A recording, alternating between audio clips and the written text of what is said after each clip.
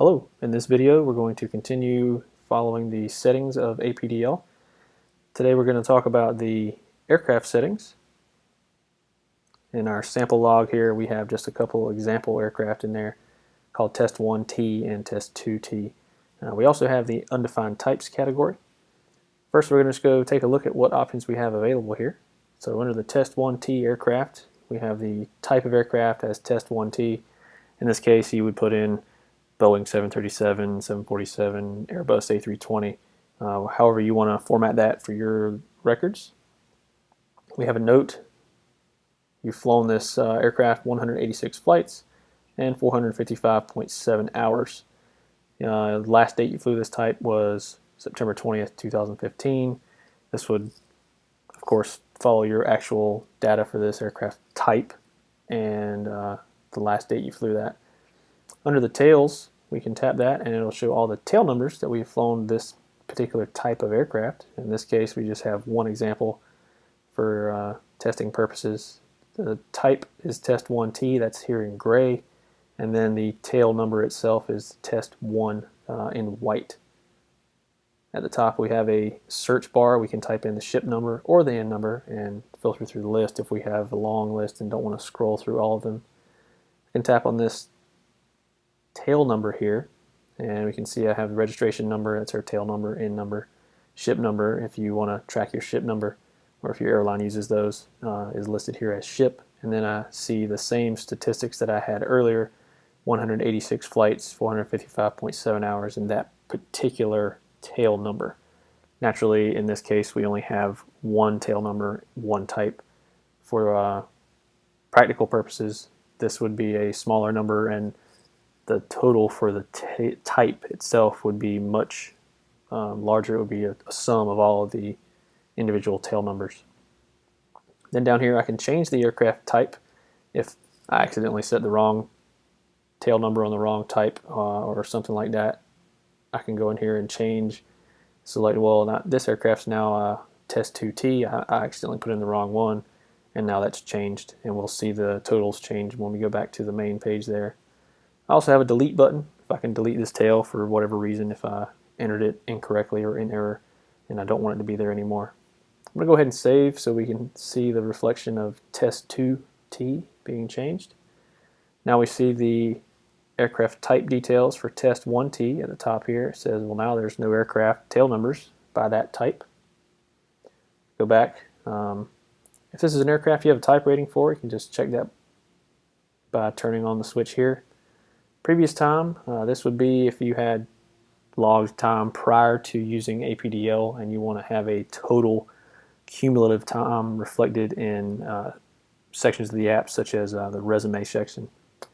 You could enter your previous time here. As far as the photo, this is just a generic photo we have. For example, you can tap on this and put in a custom photo. Below this we have set as default. You can set this aircraft as your default aircraft. What that's going to do is that's going to, whenever you create a new tail number, set which aircraft type will be pre-entered when you create a new aircraft. Of course you can change it, but that just makes that a little quicker.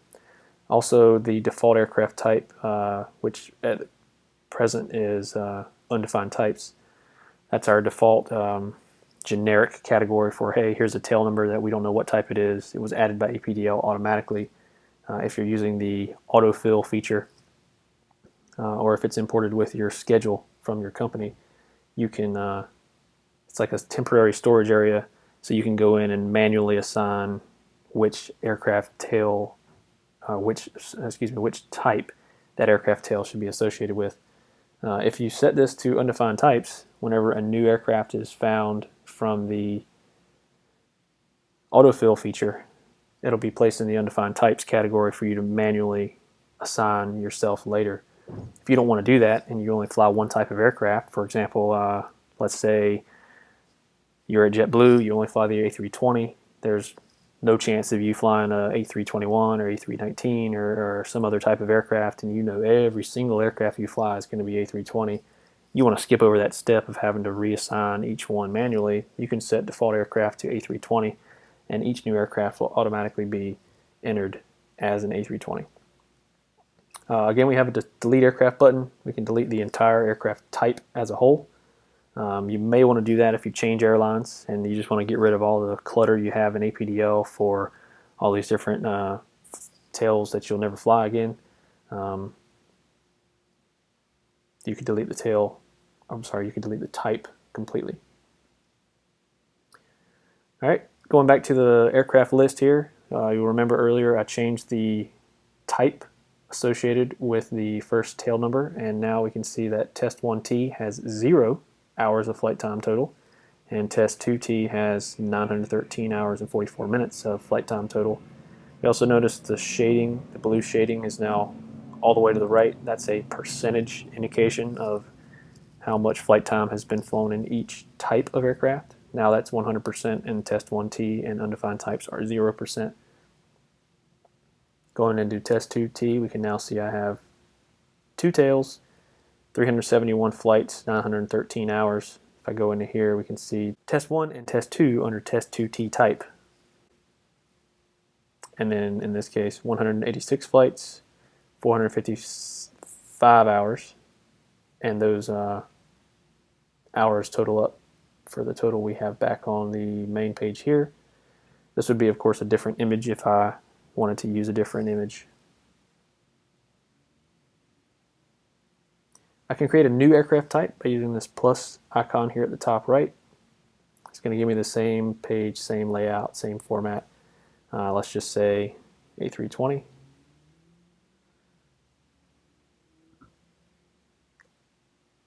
I'd say I have a type rating in this aircraft and 100 hours.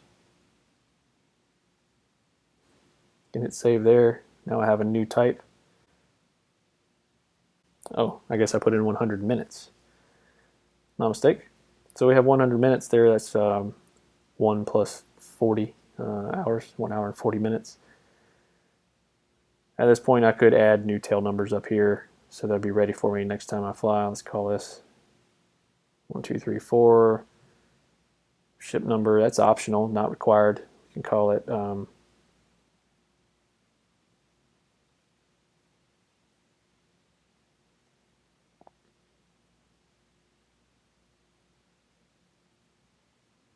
save that, and now we can see I have a small sliver of flight time in the A320 and the rest of it there in Test 2T. All right, well, that's all for aircraft settings. Yeah, you can see now we have a summary of all the aircraft types here on the main settings page, screen space permitting. I'm going to carry on in the next video. Thanks for watching.